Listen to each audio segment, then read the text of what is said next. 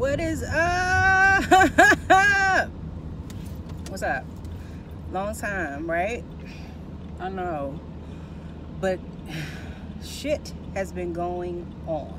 Alright? Just a major life event. Okay, that had been in the works for some months, and it finally materialized, and I will get into that in just a second. But first, I'm just like, I'm back. I am back. I think the last time I saw y'all, it was in a vlog, me and Munchkin, and that's been a while ago. So I just wanted to say what's up to y'all, man. Listen,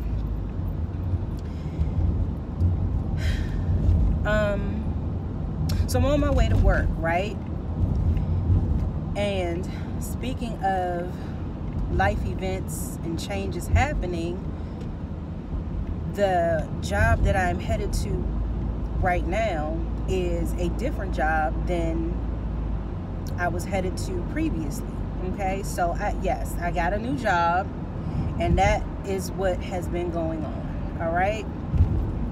So today is my 4th day on a new job, and y'all know how that go. You know what I mean? It's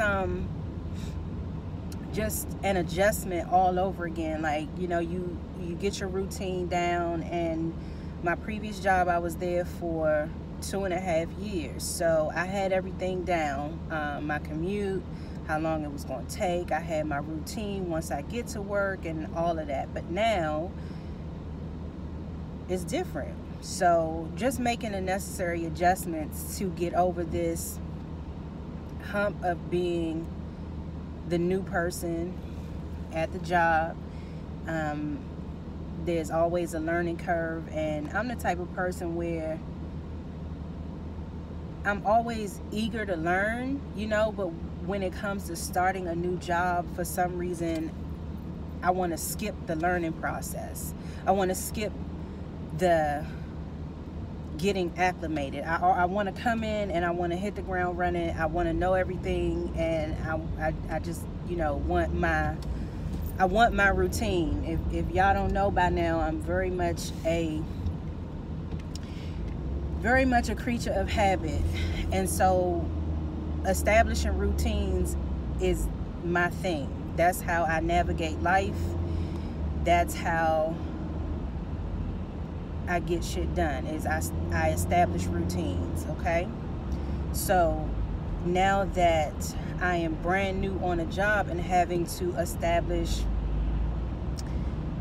a routine from scratch, I feel kind of out of my element, you know, but it's nothing I can't handle and get together ASAP, you know what I mean? It's just that learning curve of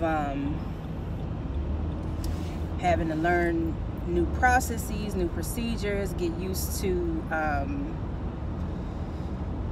a new organizational culture. I won't use the term assimilate into organizational culture. I'll just say learn a new organizational culture. Okay, so yeah, and I was taking the metro to work previously, and now my job is drivable, so I spend more time in my car now.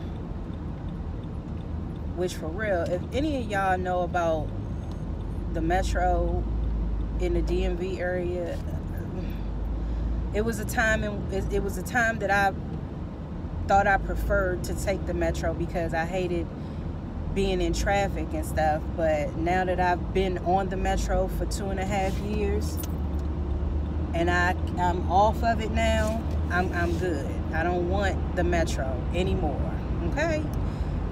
And plus, being in your own private vehicle, you can, you know, adjust the temperature as you want it, turn your music up as loud as you want. You don't have to deal with crowded conditions and yada yada yada.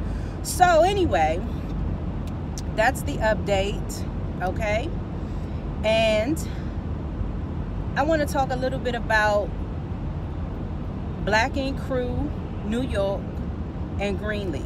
Okay, so let's just get Black Ink Crew out the way first. I don't have any notes. I'm not officially reviewing the show, but I've been watching reviewers, you know, my handful. People get out here on this highway and just be showing their ass because it ain't no traffic out here. So people get out here and be speeding their ass off and expect you to speed. Like, anyway, so I've been watching other reviewers, right? And it feels like folks are really just not really, folks ain't feeling Black Ink Crew New York too much no more. I mean, that's just, you know, the feeling that I get. People still watch it, but I don't know. Let me not speak for everybody, but I'll just speak for myself when I say I don't really like it too much no more. It's just more of the same bullshit over and over and over again. Excuse the sun, y'all. But just more of the same bullshit over and over again. I don't like Caesar and his attitude. Sky is just showing more titties. Like she is not, Sky's not growing as a person at all. Like, she's just not, okay? And we had this conversation last season about Sky when she had that whole mix, you know, with her other son, not Desalene's, but the other son, okay? And she still just is like, fuck it. And I just was really rooting for her and hoping that she would, you know, kind of just grow up a little bit, but she's still doing the same shit. Teddy messing with Tati, fuck them. That's just stupid. Tati decided she wanted to sit down and talk to Sky and tell Sky about her and Teddy, which, you know, Sky gave her blessing for that. But Teddy ain't shit. Teddy ain't shit. And then this new girl, Toki, that body art was not like that. It wasn't nothing special about it. It looked like a painting, like a painting that a school age kid did in art class. And she was there for a receptionist position, and to me it seemed like she should have just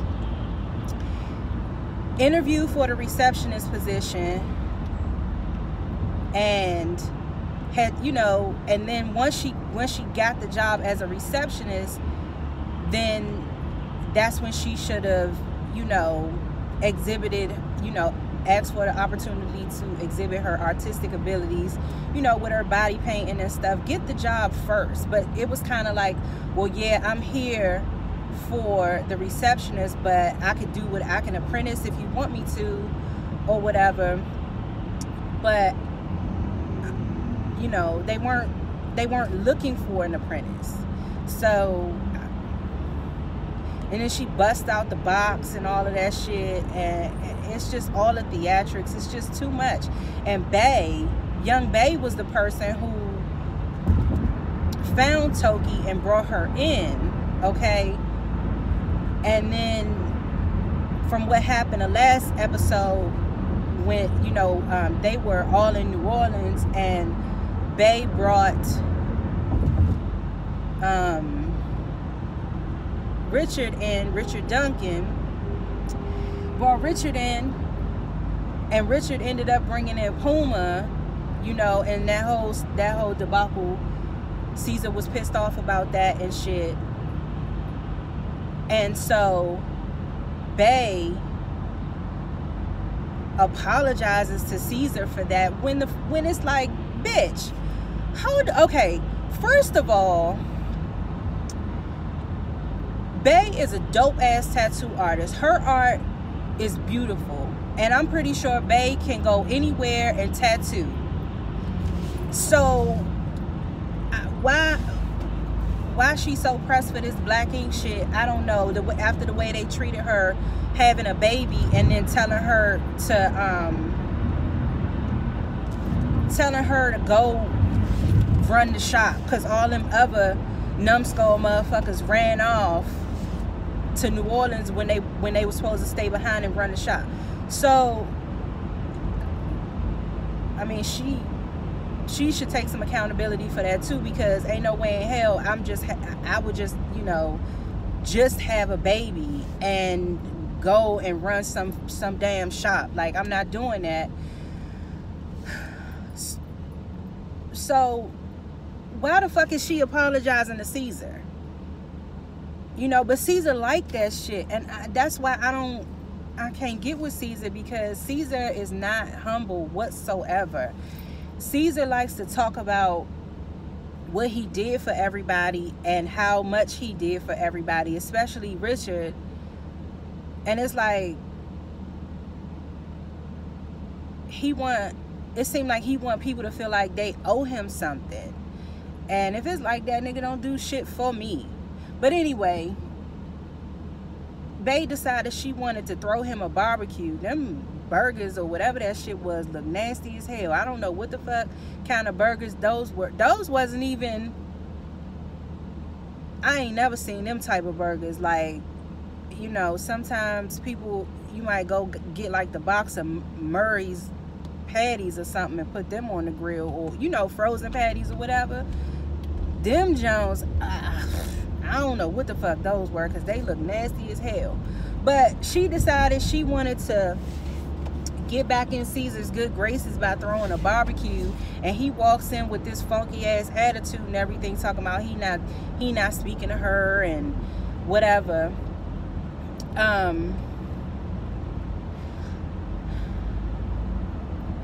Which, if I had Bae's tattooing ability, I'd have been like, nigga, fuck you and this dumbass shop, all these motherfucking stupid ass people in here, fuck this, you know. And I, you know, her whole pulling him to the side and apologizing to him, man, fuck Caesar, fuck him. Then I need to get over. And so that's how Toki came about. Okay, then all of a sudden, because Bae brought her in, I can't remember if Bae said she hired her. I don't know what the fuck it was, but then all of a sudden Caesar wanted to talk about the shit that happened with the dude in New Orleans, how that shit went left because Alex hired that shady ass dude in New Orleans. I think his name was Frank, I don't know, hired him. Now all of a sudden it's a problem that somebody else is bringing folks into the shop. And in his confessional, Caesar was like, I'm the boss, I'm the one that hires and fires. What? Now all of a sudden you the person that hires and I mean, Caesar is whack. I mean, he, you know, cool and everything. He done started businesses and everything. He came from nothing. He did what he needed to do, you know, to establish a legacy and everything for his daughter. That's cool. But as far as like being you know, like a real boss or whatever,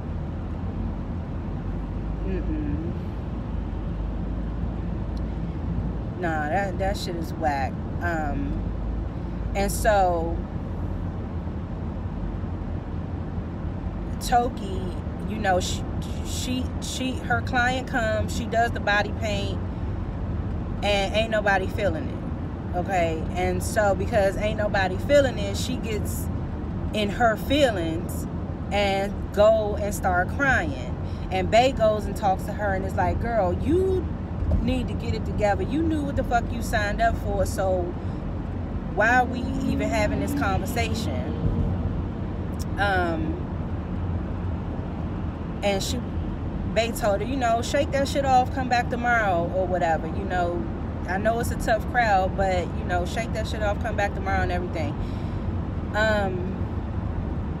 I didn't like the fact that Tati was giving her opinion about the body art, talking about, is that a fish tit?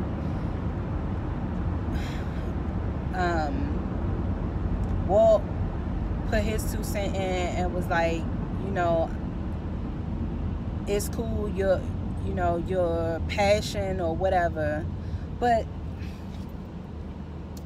they seem to get a kick out of this whole new person initiation. You gotta purify yourself in the waters of Lake Minnetonka and shit type of hazing or whatever, and, you know, just trying to see if they can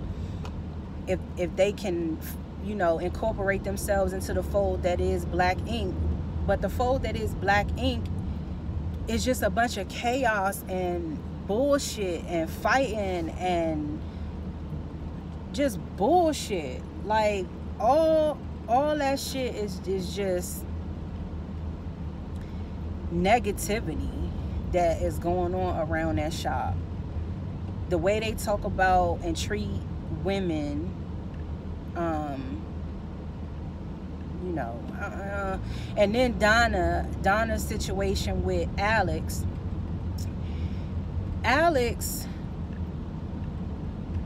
was looking for Donna to be at his father's surgery. Okay, Donna didn't go. Alex is mad about that, so he shows up at Donna's apartment, and Donna claims she forgot.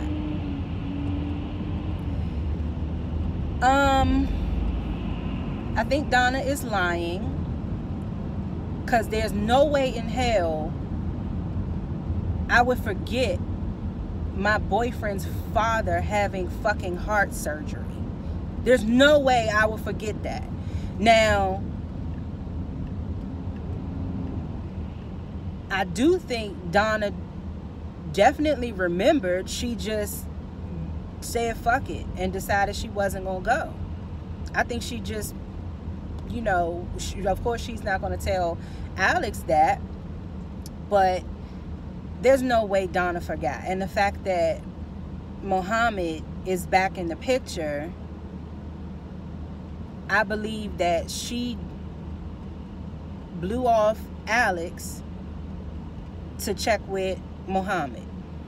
And Alex said that later on in the show, because he got to the shop for the panda party and didn't even acknowledge Donna.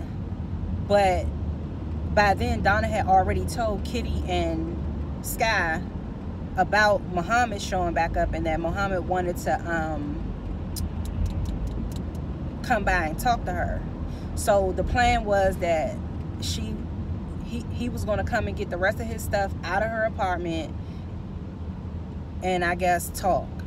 But I'm looking back on it like, why the fuck is Muhammad shit still in your apartment?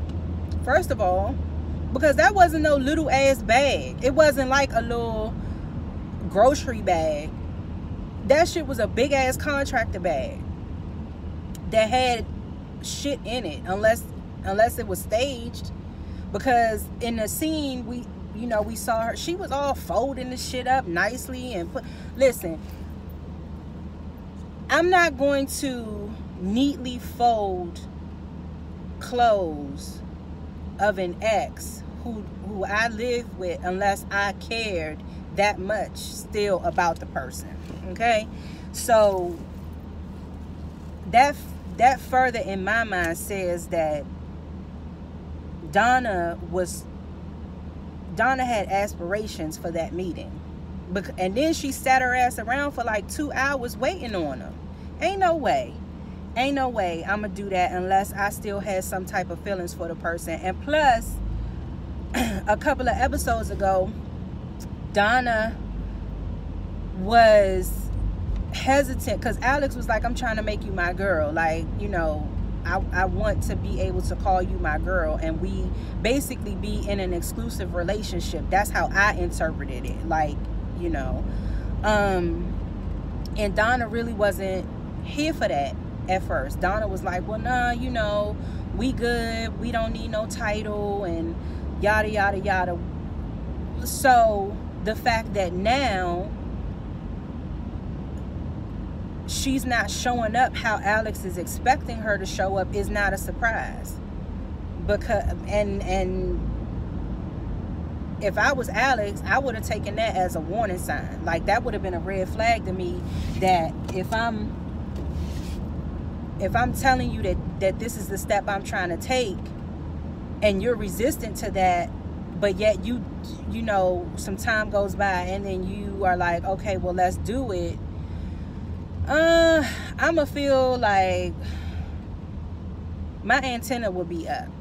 You know, that's not to say that I'd be like, all bets are off, never mind, I don't want to do this with you no more. But if a situation like what happened with Donna and her missing his father's surgery happened, that would essentially be the nail in the coffin for me. You know, like, I'm gonna give you a chance, I'm gonna give this a chance, but if some dumb shit start happening, then we can't do this. So Donna misses the surgery, and of course Alex is like, everybody know what's going on except for me, you know. Donna was like, what's the big deal? Okay. And when people say shit like that to me, you're minimizing what I'm going through. Okay. And if it's something about what I'm communicating to you that you don't really understand the gravity of it, then you need to communicate that in a way that is conducive to a conversation about it, not minimizing what I'm going through because you don't have the bandwidth to understand why it's a big deal to me. You know, I back in the day, I was a teenager, like 18, 19, and I had a boyfriend at the time who used to always be like, what's the big deal? What's the big deal? Like, if I tried to talk to him about something, the way I was feeling about whatever it may have been, like he may have done, you know, may have done something or whatever, like, because he had a habit of ignoring my calls. And I know a couple of times I tried to talk to him about that, like trying to tell him, like, listen, you know, if we gonna be in a relationship, like, that shit ain't gonna fly. You not gonna just be dealing with me when you feel like dealing with me, because I'm off on a tangent, but just hold on, y'all bear with me. You not just gonna deal with me when you feel like dealing with me, because what would happen would be, you know, when he was ready to fuck with me, he would call my phone back to back to back to back. You know what I'm saying? I mean, he like the type that would, you know, if I don't answer, he's not gonna hang up and call back a couple hours later. He's gonna hang up and call back over and over and over and over, trying to make me answer the phone. Right? That's what he would do. But if he didn't want to be bothered with me, like if he already had plans to like go chill with his friends or whatever, and I would, you know, call him, and it wouldn't even be like I was calling to nag him or nothing like that. I might just call him to say what's up, you know, but he would be assuming that I'm calling the bitch about something, so he would ignore me, right?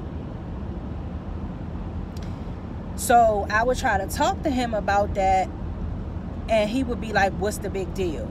Okay. And so that shit would burn me up so badly, because I'm like, nigga, the big deal is that this shit is one-sided, you know, and when it's convenient for you, it's all good. You calling me every 2 minutes, but when I'm trying to get a hold of you for whatever reason and you don't want to be bothered, you're not picking up the phone. That's the big deal. So anyway, back to Black Ink Crew. I didn't like the fact that Donna said to him, "What's the big deal?" That's not fair. That's not fair. And so, who knows what's going to happen with Alex and Donna, but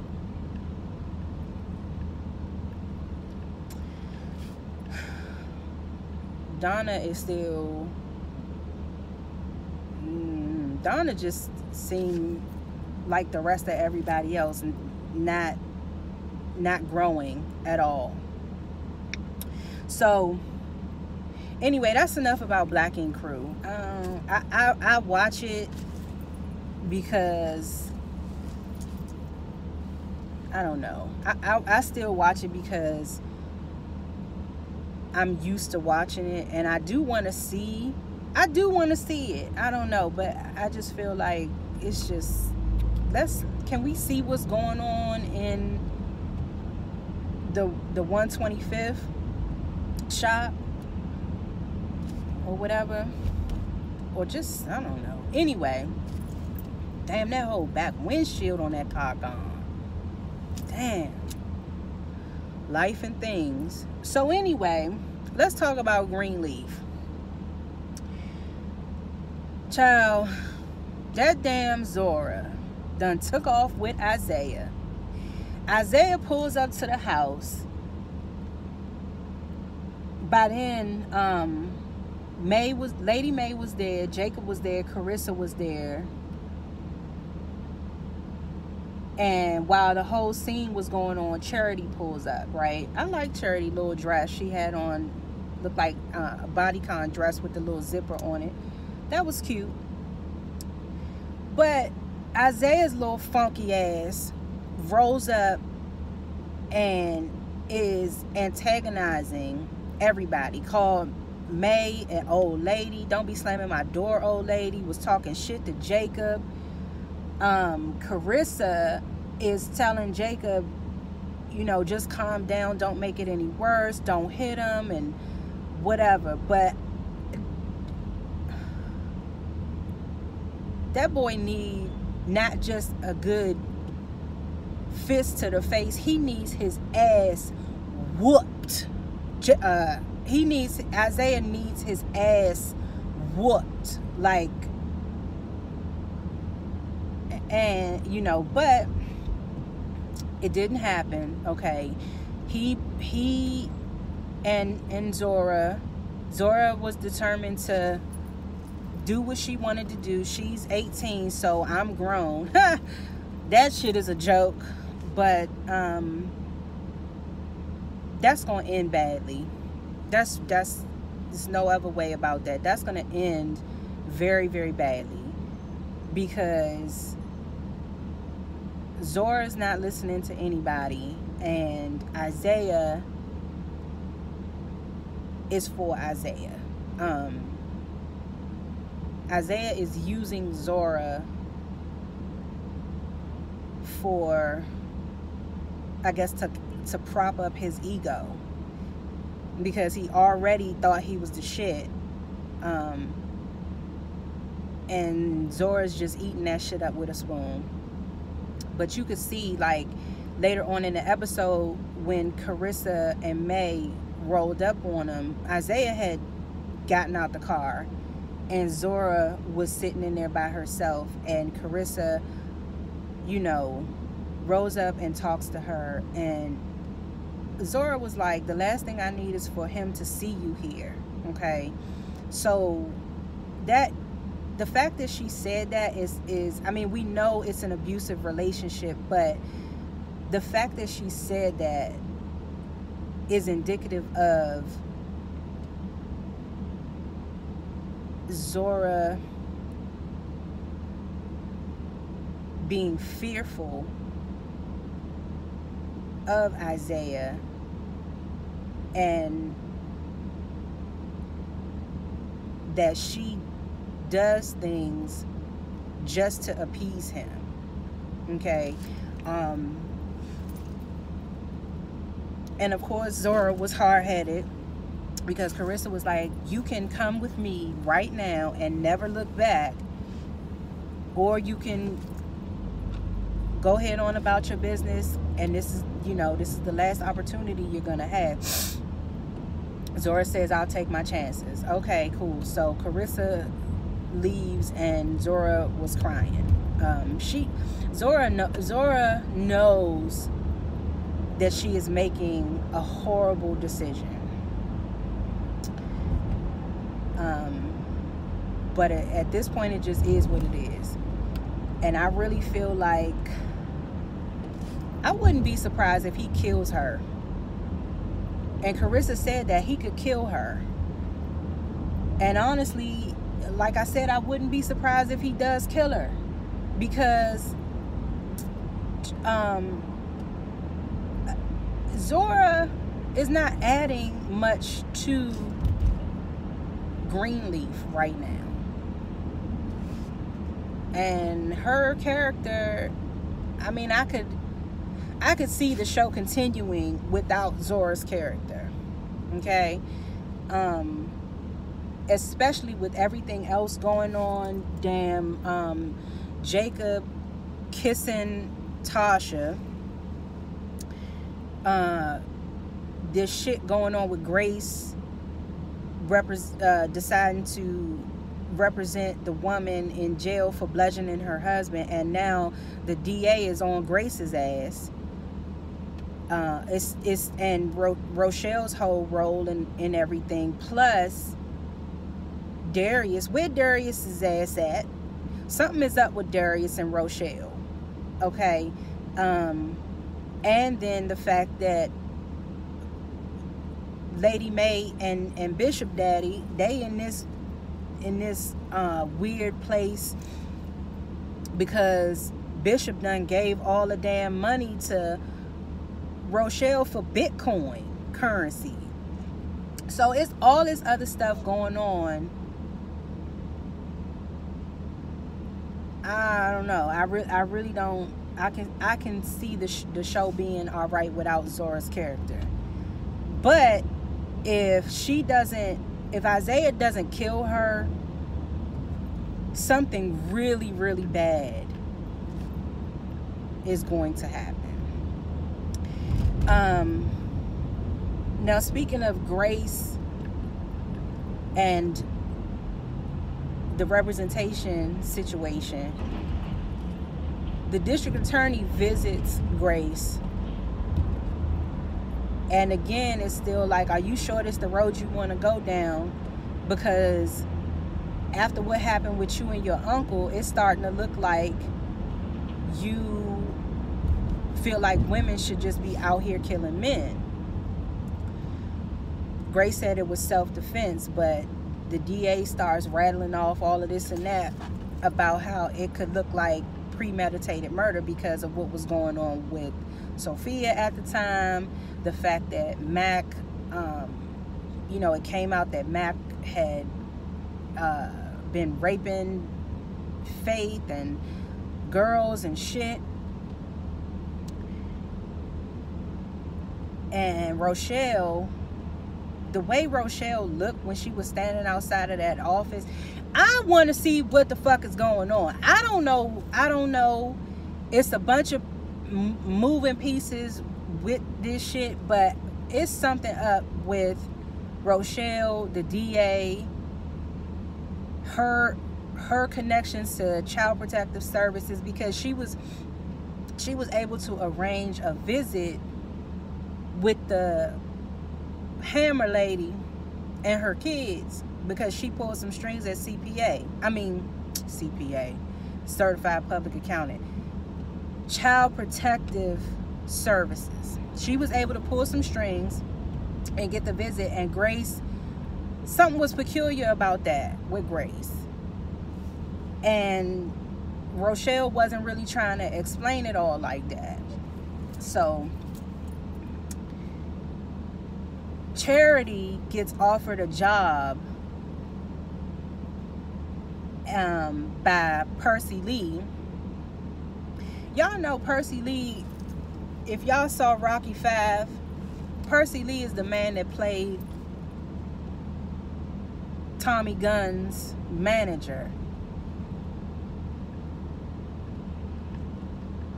And he was, I don't know, for some reason, that role of him just sticks out in my mind, because he was just a crotchety old, just crotchety and nasty and mean. But now on Greenleaf, he all, you know, fluffy and nice and shit. So anyway, and Charity was like, I don't know about all that. Like, well, I don't know, because Charity was consoling somebody who was in the funeral home crying. The lady was all broken up about a death in her family.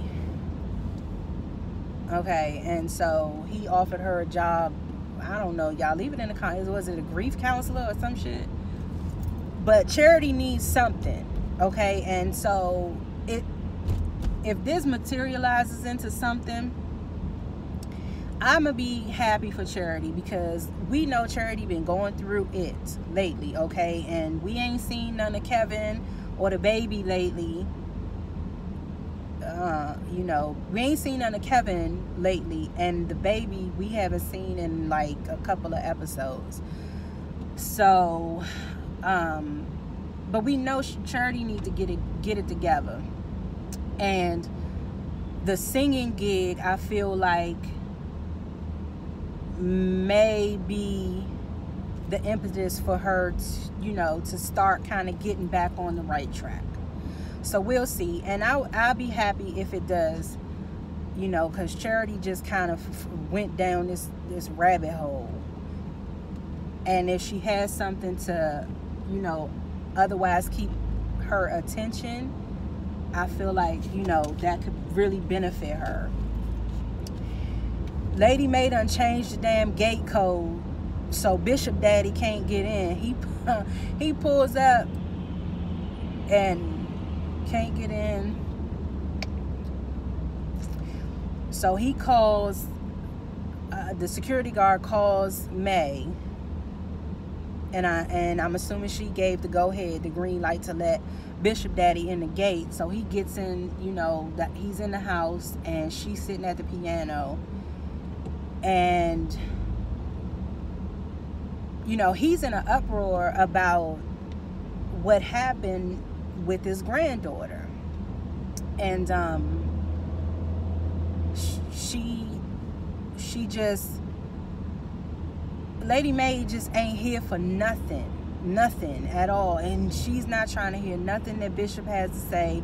And she said, you know, he was like, I just, your support in reminding them who I am would be appreciated. I think it was something to that effect. But May was like, nigga, fuck that. Like, I ain't, all these status reports and all of this shit, Bishop, but man, please, ain't nobody got time for you. And yeah, your ass is out this house, and it's cool, okay?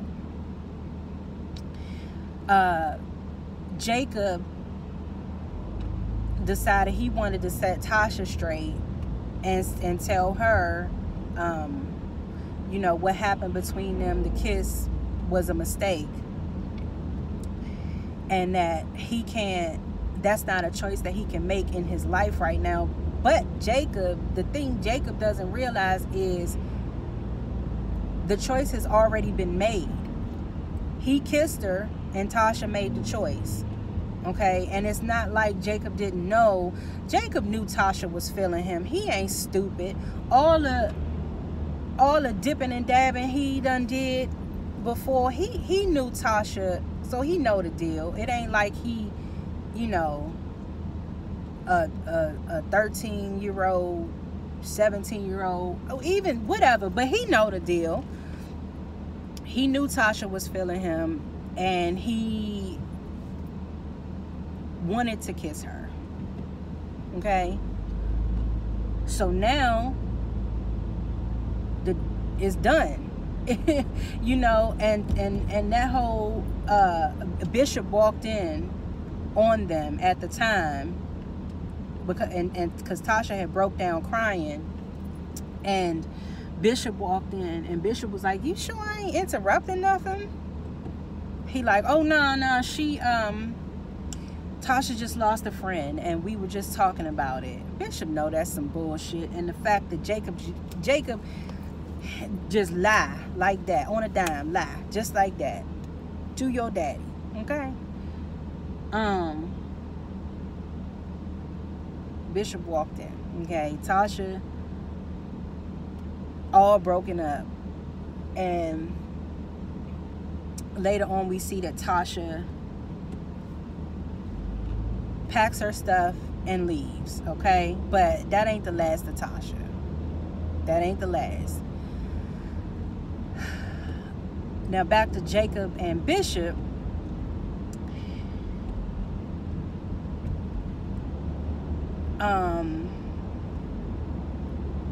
Bishop called himself trying to help, right? He was saying to call this person and that person, and Jacob was like, this is not anything that we could just make a phone call and fix. We can't just make a phone call and fix this. It's bigger than that. And I need you to just stay out of it. I need you to just stay out of it. Child, these damn railroad tracks, I can't.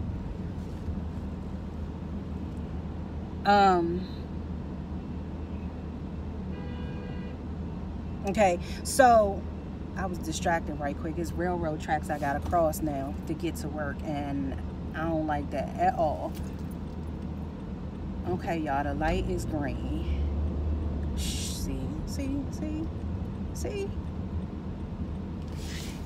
So anyway, Jacob wasn't having none of what Bishop was trying to say, all right? And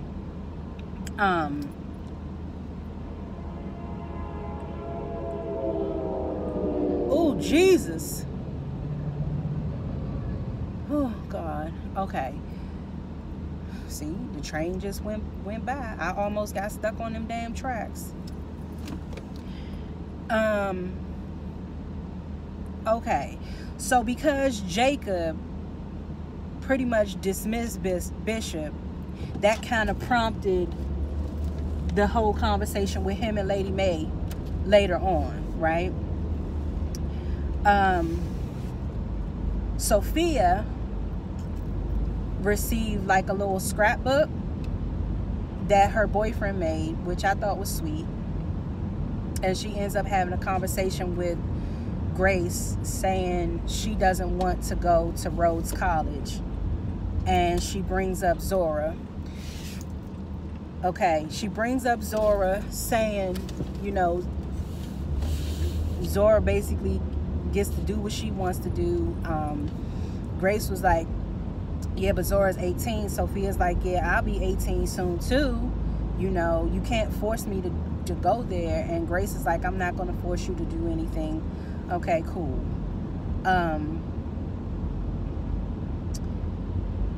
So that's it. I can't remember. You know, if I'm missing anything, let's talk about it in the comments, y'all. But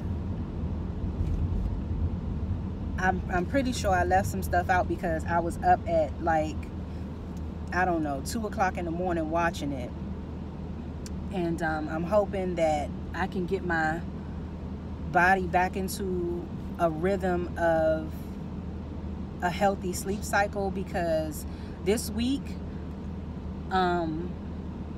Monday night into Tuesday morning, I woke up at like 12:30 and could not go back to sleep. So I basically was up at 12:30 until the next day or the next night. I went to sleep, and then I was up again at 3 o'clock in the morning, and then up again. It's just, I really think it's just because I'm at this new job now. I'm just, you know, just have a lot on my mind. And you know how sometimes when you want to sleep but you can't, because you just can't, you can't switch your brain off. You just keep thinking. Even when you sleep, you're thinking. So anyway, y'all, that's it. It's been 45 minutes. Y'all leave your comments, subscribe to the channel, like the video, whatever. All right, I'll holler at y'all soon.